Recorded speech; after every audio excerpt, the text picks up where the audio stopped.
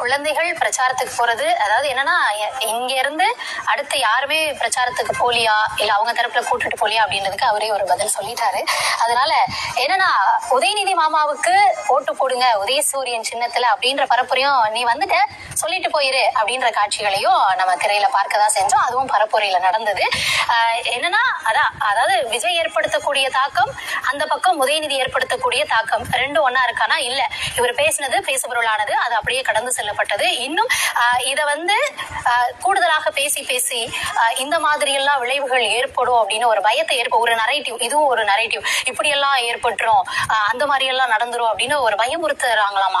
அந்த பயமுறுத்தலை ஏற்படுத்தி, அதாவது குழந்தைங்க அது கடந்து போற இடத்துல இருப்பாங்க. அதாவது என்னன்னா ஒரு பொருள் கேட்டா குழந்தைக்கு அதை மறுக்கிறத தாண்டி வேற ஒண்ணு சொன்னா அது அந்த வழியில நகர்ந்து போகக்கூடிய மனநிலை தான் குழந்தைக்கான மனநிலை. ஆனா அதை எடுத்துட்டு இது இப்படி எல்லாம் ஆயிரும், என்னன்னா எங்கெல்லாம் பழி போட முடியுமோ, எதிரெல்லாம் பேர் எழுத முடியுமோ அதிலெல்லாம் பேர் எழுதிக்கிறது, அந்த மாதிரிதான் இதுலயும் எழுதுறதா இருக்கு. குழந்தைகள் மேல இவங்க பேசுறது, இவங்க முன்வைக்கக்கூடிய கருத்துகள் இதெல்லாம் பார்த்தா, அதாவது இன்னைக்கு நாடு அப்படியே குழந்தைகள் வளத்திலையும் குழந்தைகளுக்கான பாதுகாப்புலையும் அவ்வளவு செழிப்பா இருந்திருக்கணுமே.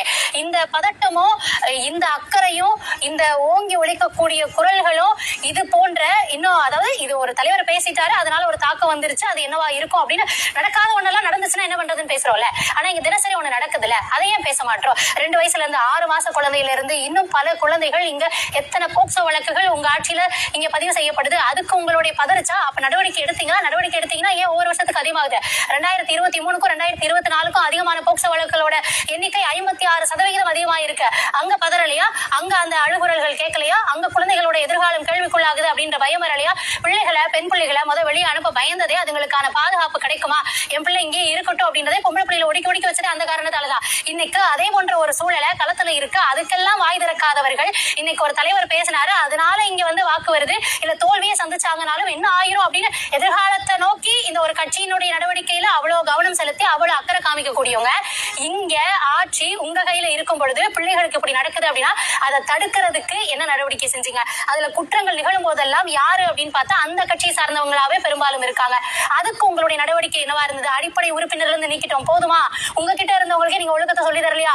இப்போ இத்தனை விஷயங்களை அங்க சொல்லி தராம, அங்க இந்த கிளாஸ் எல்லாம் எடுக்காம இன்னைக்கு இங்க சும்மா இந்த அழுகுனி ஆட்டம், குழந்தைங்கிட்ட பேசிட்டாரு அதனால குழந்தைங்களுக்கு பாதிப்பு, குழந்தைங்க மேல அக்கறை இருக்குன்னா அது எல்லா சூழல்கள்லயும் இருந்திருக்கணும். அப்ப நீங்க கேள்வி எழுப்புறீங்கன்னா எல்லா சூழல்கள்லயும் உங்களுடைய கேள்வி எழுப்பி இருக்கணும்.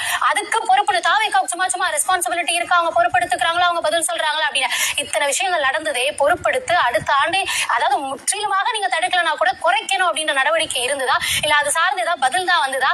இல்ல அந்த கட்சியில இருக்கவங்களுக்கு தான் ஒழுக்கத்தை சொல்லி கொடுத்து அந்த குற்ற சம்பவங்கள்ல அவங்க பேர்கள் வராமதான் இருந்ததா? இத்தனையும் நடந்தது.